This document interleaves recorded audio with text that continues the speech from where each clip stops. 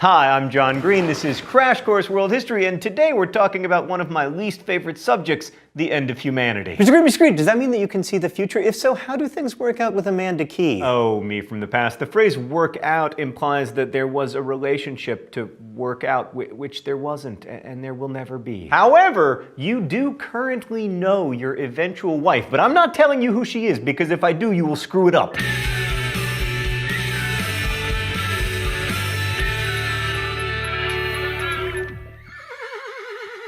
So we're not going to look at the actual end of humanity today. We're going to learn about a theory about the downfall of civilization. And unlike all the true theories, this one doesn't involve aliens or robot aliens, but it is related to environmental catastrophes of the man-made variety. Today we're going to look at population and the most persistent theory about population growth and its effect on humanity, the one proposed by Thomas Malthus. And what's amazing about the persistence of this theory is its complete lack of connection to actual human history. Alright, so in 10,000 BCE, fewer than 1 billion people lived on Earth. Nearly 12,000 years later, around 1800 CE, human population had grown to still under 1 billion. And about that time, an Anglican minister named Thomas Malthus wrote an essay on the principle of population that explained why this slow population growth was the way things were always going to be. Malthus saw the growing number of poor people on the English streets, and he did what any reasonable thinker would do. He analogized them to rabbits. He reasoned that the same forces that checked the population of rabbits would limit humans too: predators, harsh weather, epidemics, and starvation. Now, it turns out that humans have ways of dealing with predators. We killed all the lions. And also, we've got this amazing way of dealing with harsh weather that rabbits have never figured out, called clothes. Not to even get into fire and housing. So that leaves us with alien predators, disease, and starvation as the big obstacles. Okay, we're going to address these one at a time. First, Arnold Schwarzenegger already took care of the alien predators.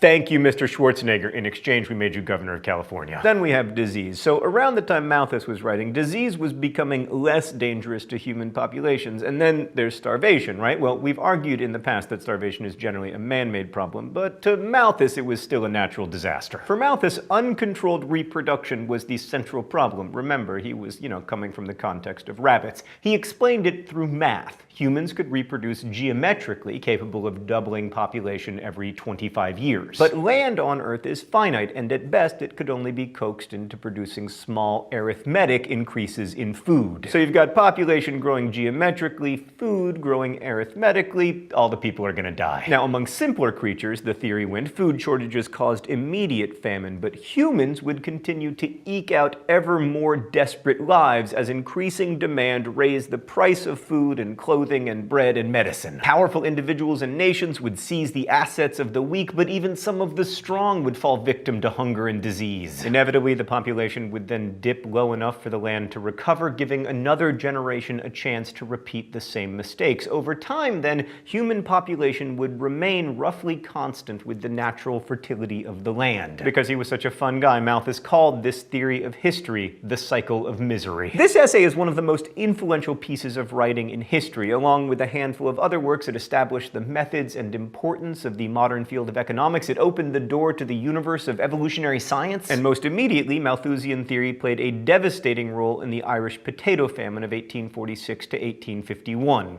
Let's go to the sure-to-be-depressing thought bubble. Nearly 1 million Irish people died of starvation, disease, and violence during the famine, which was triggered when a fungus wiped out the one strain of potato grown in Ireland. Had Ireland's poor population had access to the thousands of other varieties of potato or aid to purchase more expensive crops, the suffering may not have been as terrible. But official English policy toward Ireland, as determined by its colonial master Charles Trevelyan, was to give no aid nor allow anyone else to give it either. He blocked American ships filled with corn from reaching the island. He allowed Irish farms that grew crops other than potatoes to sell them straight to England. Now, hundreds of years of anti-Irish Catholic hatred were the roots of England's cruel policies, but Malthusian theory also played a role. In the century before 1846, Ireland's population had grown significantly, and many English thinkers saw the famine as an outcome of Malthus's predictions. From this point of view, providing food or aid to the Irish was futile. It could only delay the cycle of misery until its downward swing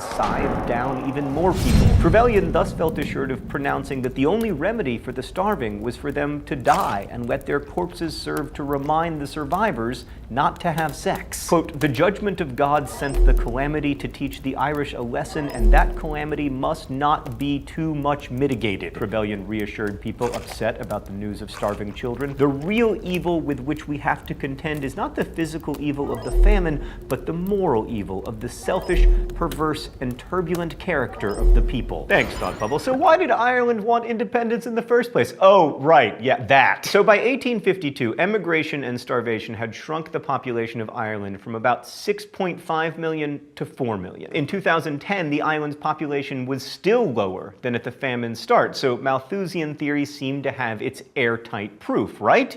Well, no. In fact, even as Malthus was writing, the curve of human population growth was beginning to slope upward. The increase in population was so gradual that all Malthus noticed of it were the outliers, the poor clinging to life. But the growth in the number of human beings was far more permanent than Malthus ever imagined. In fact, it was unstoppable. From 1750 to 1850, right when Malthus was alive, the number of humans on Earth grew by 500 million people, from about 800 million to 1.3 billion. By 1960, the population reached 3 billion, and since then, the world has added 1 billion humans roughly every 15 years. Sometime in 2009 or 2010, the United Nations estimates that the Earth's 7 billionth person was born. And consider that contrast. At the very moment that Malthus was writing that it was impossible, human population was beginning its rocket-like acceleration. So what did he miss? Well, Malthus was like an A+ student in the subject of human existence. He was right for like 95% of history, but it turns out grades aren't a super accurate predictor of success in life. Malthus should have looked past prominent disasters like the potato famine and recognized that 2 major revolutions in food production were occurring while he was alive.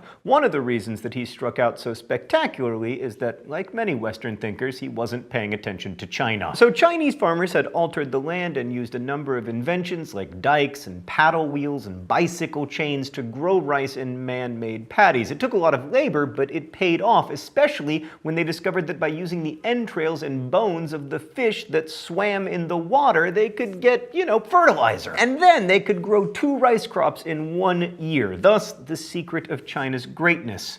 Food. And with the benefit of added surplus, fortunate people in China were able to free up their time to study and to invent. Yet, while the birth of this system had begun in the ancient past, additions to it continued throughout Chinese history and progressed straight through the Qing dynasty. But agriculture was also changing in Europe during Malthus's lifetime. Like there's Jethro Tull's seed press, the crop rotation system developed by Charles Turnip Townsend, and animal husbandry practiced by scientific farmers such as Robert Blakewell, who increased the size of his sheep by selective breeding. So it kind of seems impossible that Malthus could have missed this revolution because he could see it from his house in Surrey, England. But from his perspective, that agricultural revolution had the opposite effect of what had happened in China. Like instead of giving people more food and more comfort, it seemed to Malthus that it was driving them to greater misery. That's because for lots of Europeans, the agricultural revolution was largely about evictions. The most important innovation of Europe's agricultural revolution was largely invisible. It was the decision to treat land as private property. So for most Europeans, the concept that individual humans could own,